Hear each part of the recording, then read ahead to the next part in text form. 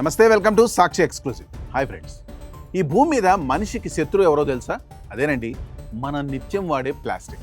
ప్రతి సంవత్సరం ప్రపంచవ్యాప్తంగా 43 కోట్ల మెట్రిక్ టన్నుల ప్లాస్టిక్ వ్యర్థాలు పేరుకుపోతున్నాయి. ఈ భూమి మీద తయారైన ప్లాస్టిక్లో 10% తక్కువే రీసైకిల్ అవుతుంది.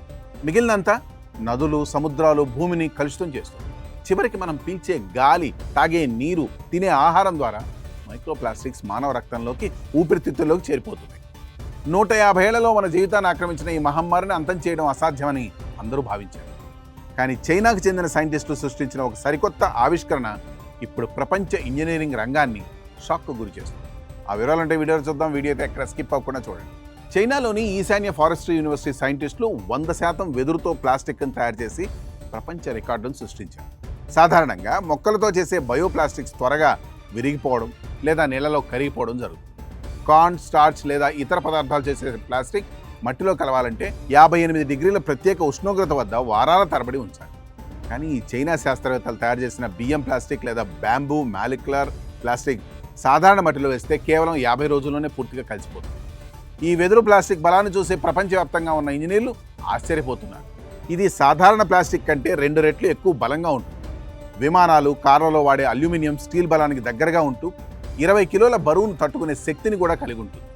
180 డిగ్రీల విపరీతమైన వేడిని తట్టుకోవడమే కాకుండా యాసిడ్లో వేసినా ఏమీ కాకుండా నిలబడుతుంది. వాహనాల డాష్బోర్డులు, ఫోన్ కేసులు, గృహోపకరణాల తయారీకి ఇది అత్యంత అనుకూలంగా మారింది. ఈ సృష్టి వెనుక ఉన్న అసలు రహస్యం వెదురులోని కణాల నిర్మాణం. సైంటిస్టులు వెదురులోని సెల్యులోజ్ అణువులను దెబ్బతీయకుండా ప్రత్యేక ద్రావణంతో విడదీసి ఇథనాల్ సహాయంతో కొత్త రసాయన బంధాలతో మరింత బలంగా పునర్నిర్మించారు.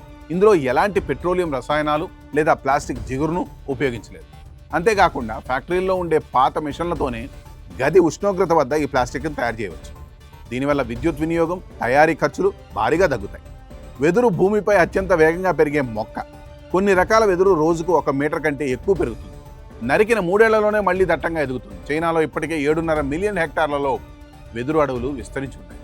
ప్రపంచవ్యాప్తంగా లభించే ఈ ప్రకృతి ప్రసాదం ప్లాస్టిక్ రహిత ప్రపంచానికి కొత్త బాటలు వేస్తోంది. 100 ఏళ్లుగా భూమిని పట్టి పీడిస్తున్న ప్లాస్టిక్ రాక్షసుడికి ముగింపు పలికే ఈ వెదురు విప్లవం మానవాళికి లభించిన ఒక గొప్ప వరంగా మారబోతుంది. That's all for today. This is Harikrishna signing off Sakshi exclusive.